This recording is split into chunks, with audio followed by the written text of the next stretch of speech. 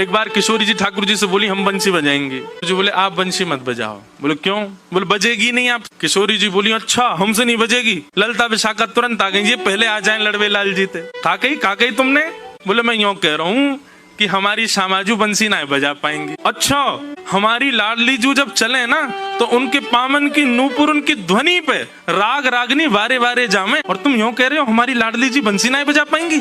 चलो जल्दी अपनी बंसी दो, हमारी किशोरी जी बजाएंगी। अरे मैं कोई किशोरी जी पे संशय ना कर रहा हूँ, किशोरी जी पे कोई आक्षेप ना कर रहा हूँ, वो साक्षात संगीत स्वरूपा है, पर मेरी बंसी जे ना बजा पाएंगी। ललता जी बोली आज तो यही बंसी बजेगी, अब ही बजेगी और तुम्हारे सामने ही बजेगी, लाओ दो। ठाकुर जी बोले ना माननी बात, लो दे दो। हे लाडली जू आज दिखा दो यार, जो बहुत अपने आप को कुछ समझे बंसी बजावे और यूं सोचे कि या के आगे कोई ना है, आज आप बजाए दो, नेक दिखाए दो, अपना स्वर लगाए दो, यही को मूर्छित कर दी हूँ बंसी बजाए के। ठाकुर जी खड़े, हाँ श्री जी बजाओ, हमारा तो सौभाग्य कि हमारी बंसी आपकी सेवा में, पर मैं फिर कह रहा हूँ जी बजेगी नहीं। किशोरी जी ने अपने अधर पर वेणु धारण करके अपनी कोमल उंगलियों से छिद्रों को आच्छादित किया और जैसे ही प्राण पिरोए बस हवा ही हवा निकले, स्वर नहीं निकले। ललता विशाखा कह रही है अरे जल पिला गलो सुगो श्यामाजू को जल पिला दियो, लेकिन बंसी नए बजे। ठाकुर जी मंद मंद मुस्कुरा रहे। अब मैं कह रहा हूँ नए बजेगी मुंह वापस कर दो।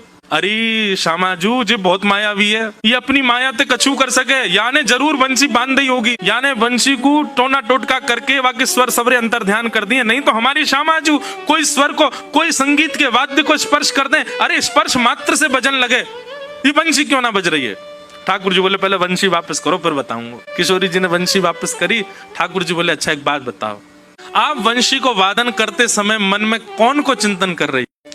किशोरी जी बोली मैं तो कोई भी वाद्य बजाऊं आपको ही चिंतन करूं। बोले यही तो गलती कर रही हो, ये वंशी जो है ना हमारी अनन्य भक्त है। अनन्य को मतलब कहा होवे एक के अलावा दूसरे को ना भजे, और या वंशी में नित्य आपको ही चिंतन होवे, या वंशी में नित्य आपको स्मरण होवे, ये वंशी आपकी भक्ता है और आप या वंशी से मेरी भक्ति करोगी तो ये वंशी कैसे बजेगी।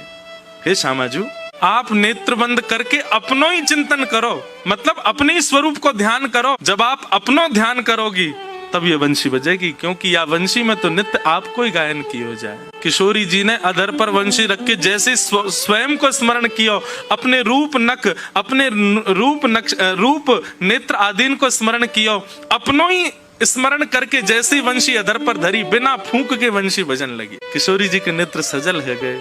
आपकी या अनन्य प्रेम पे ही तो मेरा मन करे कि मैं वारी वारी जाऊं।